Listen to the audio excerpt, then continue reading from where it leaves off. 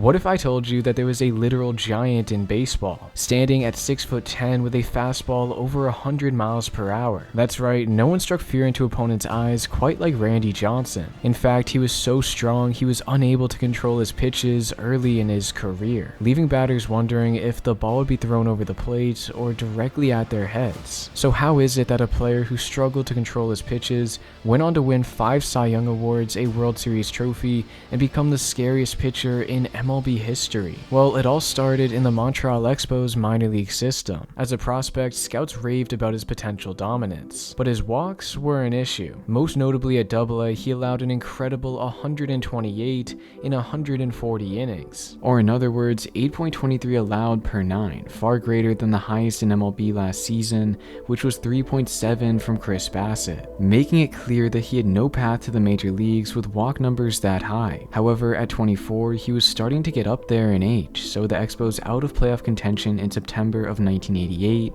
they decided to promote him to the major league squad for a brief cameo, where they were pleasantly surprised. Starting 4 games down the stretch, he continued to display his elite ability to strike out batters with 25 punch-outs in 26 innings. He even limited his walks, only allowing 7. Perhaps the brighter lights in the major leagues helped him focus better, but whatever it was, it made the Expos eager to see what he could do with a full season's worth of games the following year. Although this is where another one of his weaknesses shined through: consistency. It was extremely difficult and frustrating as a professional athlete to not be able to repeat my mechanics and have success. This caused him to regress during his second showing at the majors, reverting back to his former ways of allowing many walks, issuing 26 free passes in just under 30 innings, as well as an ERA of 6.67. Because of this, the Expos decided it was time to move on from the Randy Johnson project altogether, sending him to the Seattle Mariners minutes before the trade deadline in 1989. This came as a complete shock to Randy. He pictured himself in an Expos uniform his entire career,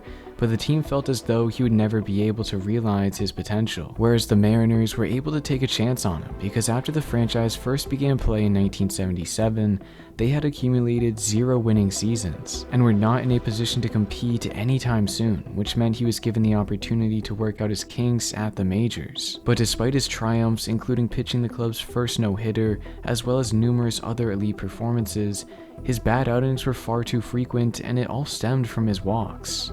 Sometimes, I would throw a ball up and in and then throw the next pitch right down the middle.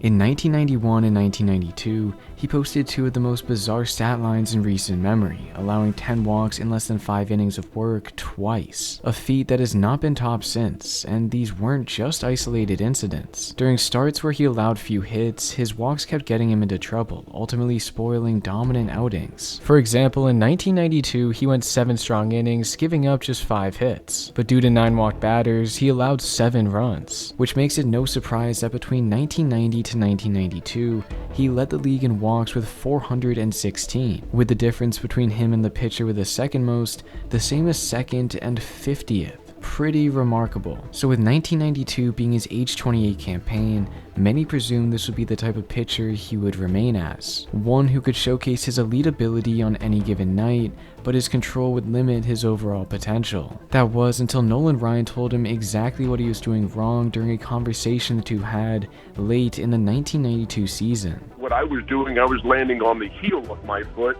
inevitably make my momentum when I was falling towards home plate or trying to fall towards home plate, my momentum would be turning because my heel would be twisting and I would be falling off towards the third base side. At this time, Nolan was still pitching in the majors, so to explain to a fellow big leaguer all of his secrets was an incredible gesture that not many would have done. He did this because he saw the immense potential in him, which began to shine through after he adopted these changes. In fact, shortly after their conversation, the two squared off against each other on September 27th, in which he displayed everything he was taught, helping him strike out batter after batter while limiting the free passes, outdueling the all-time great by tossing 8 innings of 1-run ball while striking out an astounding 18. Nolan was unhappy to lose that day, but proud of what Randy accomplished. And I thought, why didn't I visit with him after my career? And just like after his brief dominance in 1988, everyone was gearing up to see what the new and improved flamethrower could do the following year. But unfortunately that off-season, he lost someone near and dear to his heart. We get a phone call about 3 or 4 o'clock in the afternoon that, my mom was in a hospital in Sacramento with my dad in ICU, and we should probably get there. And then, you hit rock bottom when you walk into ICU and you find out that your dad died. His father's passing was a devastating loss. After all, he was not only the man who helped him throughout his entire journey as an athlete, but also as a young adult. The grief was so much that he actually quit baseball altogether. That wasn't until he remembered something his father used to tell him. He's the one that instilled in me not to be complacent with your success.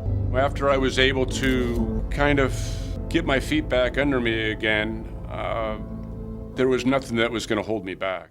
After his conversation with Nolan, as well as the fuse lit within him from his father's passing, he finally experienced his breakthrough at the majors. He threw 30 more innings, struck out 67 more batters, and walked 45 less guys than any of his previous 3 seasons. In addition, he allowed just 6 games with at least 5 walks, still a decent amount, but between 1990 to 1992, he threw 40 such games. So with his newfound ability to limit walks, his overall ERA dropped to 3.24, about half a run less than the previous 3 years. At the same time, the Mariners, like Randy, also started to turn a chapter as they started to build a formidable roster ahead of the 1995 season. Batters such as designated hitter Edgar Martinez, center fielder Ken Griffey Jr., and first baseman Tino Martinez created a juggernaut offense, whereas Randy plus relievers such as Jeff Nelson and Norm Charlton shut down opposing lineups, which meant if they all did their part, they could be the ones to bring the franchise into uncharted territory, the place where dreams become a reality, the playoffs. So they battled straight out of the gate, tied with the California Angels for first place in the AL West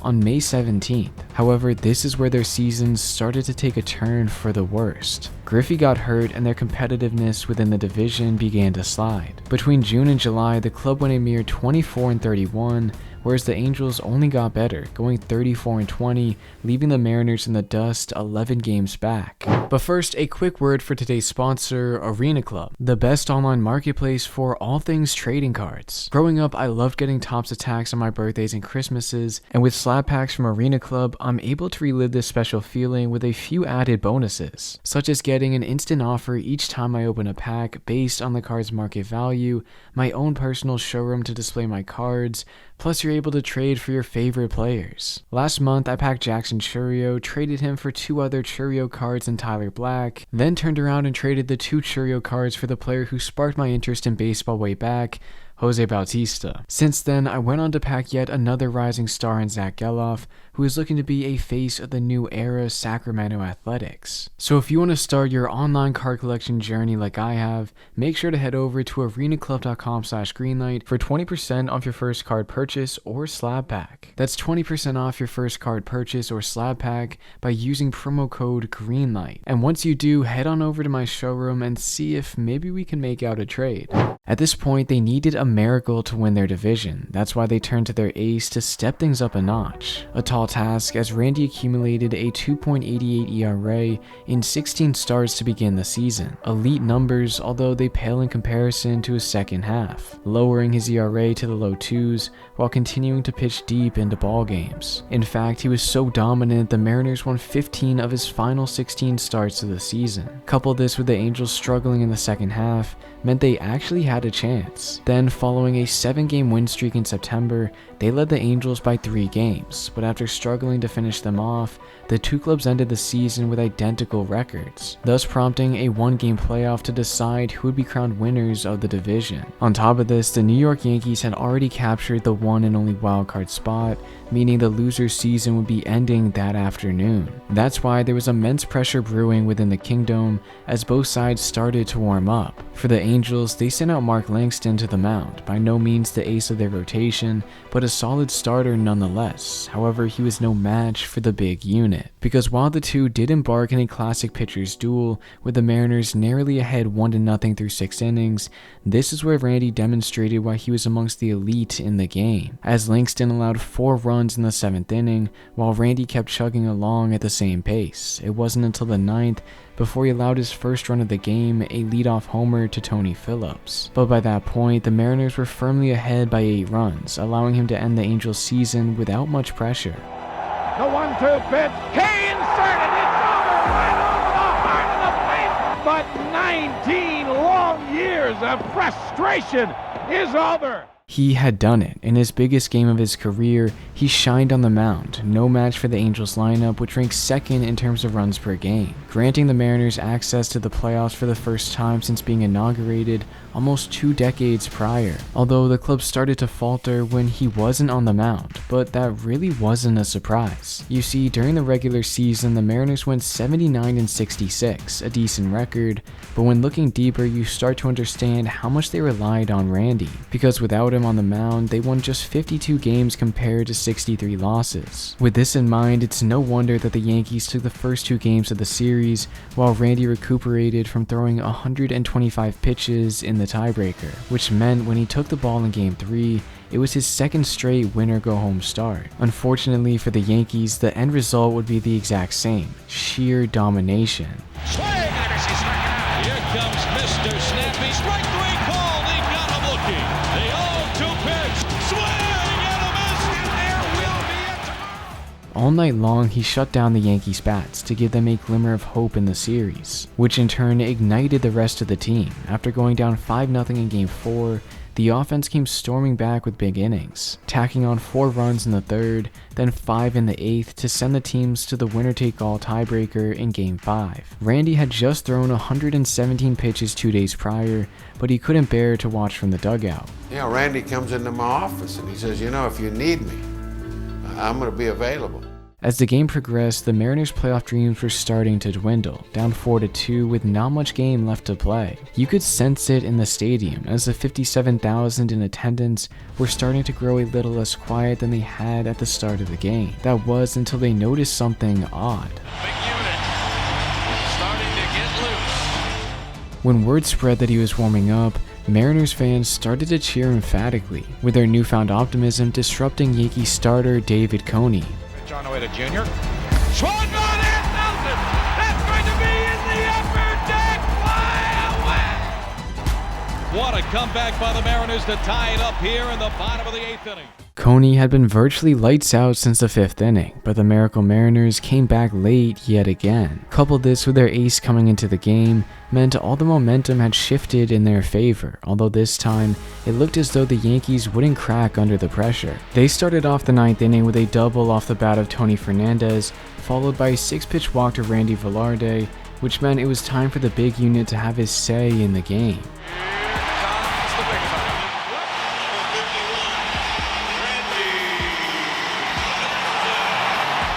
With runners on 1st and 2nd and nobody out, this was no easy job to escape, especially with Wade Boggs, Bernie Williams, and Paul O'Neill due up next. One down. Hit high and playable. Cora calls everybody away on the infield fly rule. Hit high in the air and playable. Richards got it. Johnson stops in and puts the Yankees away in the ninth. Somehow, someway, Randy was able to get out of the inning unscathed, but after the Mariners were unable to win it in the bottom half of the inning, he came out once again for extras, this time striking out the side. It wasn't until the 11th before he ran into trouble, allowing a leadoff walk to Mike Stanley, a sacrifice bunt to move him over to second base, and then a single to give the Yankees the lead. Base hit. Kelly coming around. He's going to score on Coleman. Yankees lead it now. All season long, Randy carried the ball club. He was there for them when they needed a solid performance for the division tiebreaker, when they lost the first 2 games of the series, and even made himself available in Game 5 when he was on just 2 days rest. Now it was time for his teammates to get his back. To Joey Cora now. He bunts the ball up the first baseline. It's a dandy, and he is going to be safe. Get on Swung on and lined down the left field line for a base hit. Here comes Joy. The throw to the plate will be late. Punching their ticket into the ALCS to face the Cleveland Indians, the undisputed best team in baseball. They scored the most runs in the league, hit the most homers, and allowed the second fewest runs. Together, they were able to win 100 games, despite the season being shortened by 18. Because of their dominance in the regular season, most people thought it would be an easy series for them, and unfortunately, they were right, as they managed to ease past the Mariners in 6 games. 1 to third.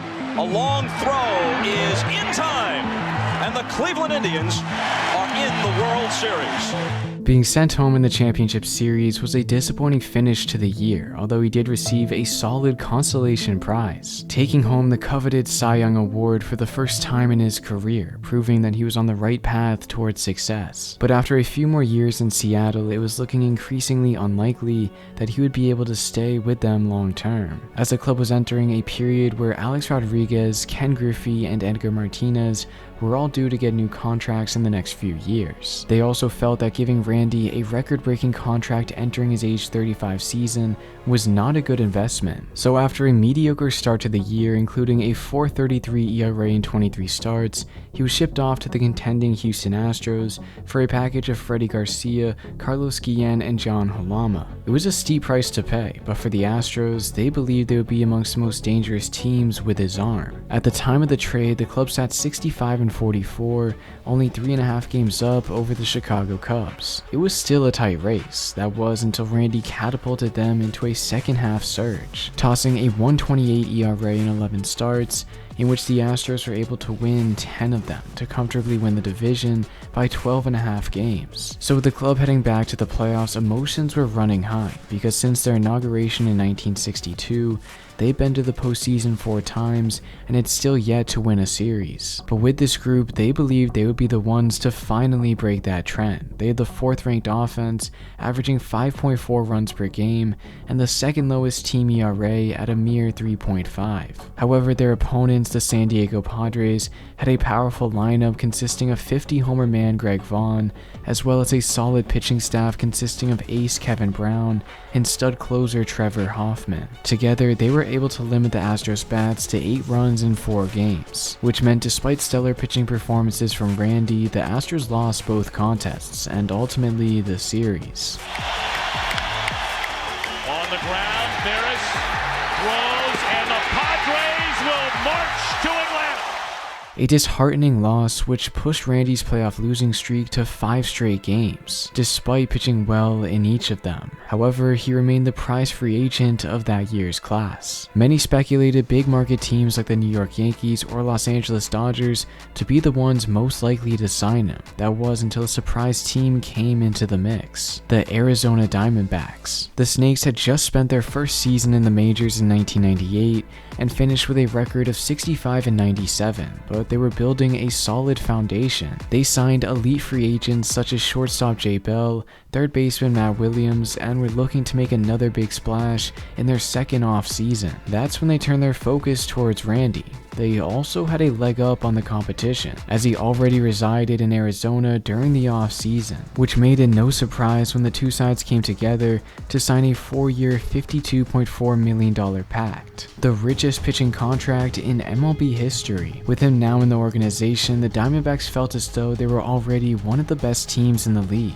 And while they would go on to win 100 games the next season and make the playoffs, they were missing one key component to a contending ball club, a 1-2 punch in the rotation. Sure, they had Omar Dahl, who posted a 3.65 ERA in 32 starts backing him up, but they needed another ace, someone who could go out on the mound and replicate Randy's production. It's what also hindered them in 2000 when they missed the playoffs after posting an 85-77 record. Although during that year, they made a trade which changed the entire trajectory of the franchise, acquiring Curt Schilling from the Philadelphia Phillies. He had been the ace of their staff for the greater part of 9 seasons and gave the Diamondbacks one of the most feared postseason pitching staffs in the game. That's why entering the 2001 playoffs, playoffs, everyone knew they were the team to beat in the National League. And just how they drew it up, the two aces combined to pitch 26 innings, allowing just 4 runs in their divisional round victory over the St. Louis Cardinals. Then in the championship series, they continued to be the catalyst for the franchise,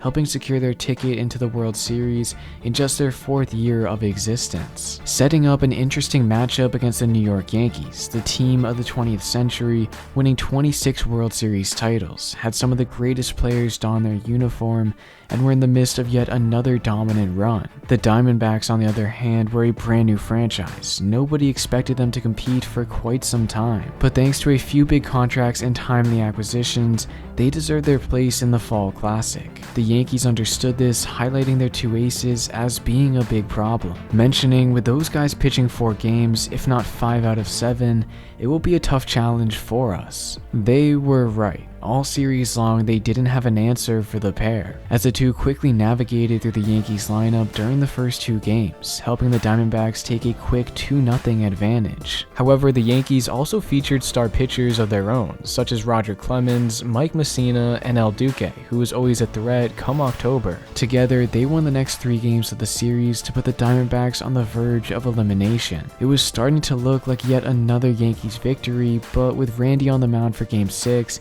and Schilling for the next, they still had a chance. 2 out of 3 run. Ball 2 strike. What was that?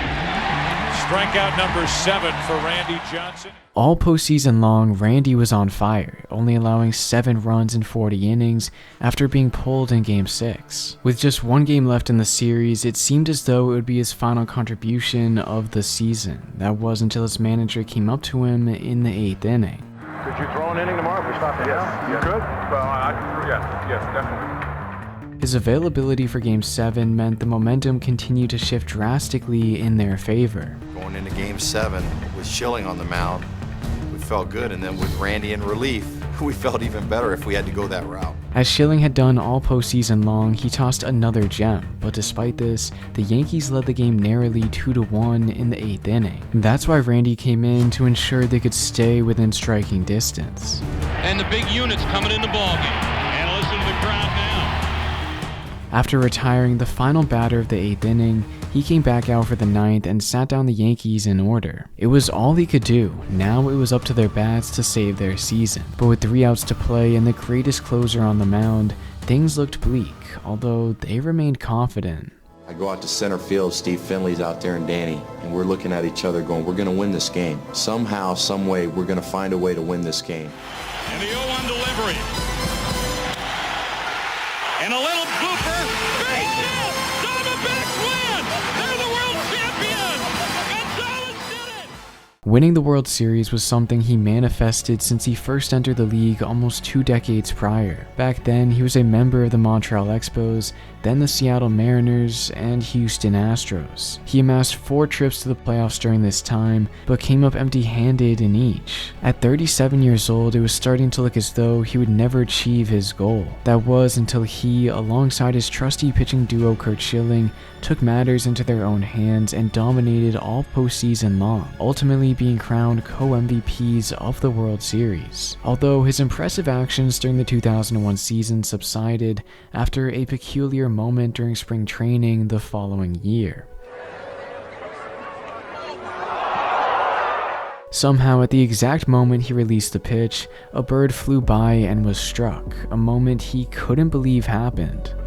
Initially, at first, I thought maybe somebody threw something, from the dugout or whatever. I didn't know. It's a shame this moment gets all the attention because during these years in Arizona, he enjoyed arguably the greatest pitching stretch in Major League history, winning 4 straight Cy Young Awards through only the 17th perfect game in MLB history, and many more impressive feats such as the Triple Crown, which is awarded to a pitcher for leading the league in wins, ERA, and strikeouts, a feat which has only been accomplished 8 times since the turn of the century. But unfortunately, the Diamondbacks were unable to find postseason success during during this time, getting bounced in the first round the year after their World Series triumph, then falling as low as 111 losses in 2004. This, however, did not impact Randy's game. In fact, he continued to pitch effectively into his mid-40s, spending 2 seasons with the Yankees, another couple in Arizona, then to cap off his illustrious career, a pit stop with his hometown San Francisco Giants. At the beginning of his career, he was labeled as a player destined to fail due to his inability to repeat his mechanics. Then, despite maturing into an ace with the Seattle Mariners, he wasn't respected enough to warrant an extension. However, at 35 years old, he embarked on a 4-year stretch never before seen in Major League history, highlighted by 4 Cy Young Awards, a World Series trophy, and World Series MVP honors, ultimately placing his name alongside the likes of the greatest to ever touch Major League rubber in the Hall of Fame. Thank you so much for making it to the end of the video. If you enjoyed, make sure to subscribe. We're almost at 20k and I would greatly appreciate your support. Also, if you'd like to learn about how one of the greatest pitchers of all time destroyed his career through his off-field decision making, then click the video on your screen.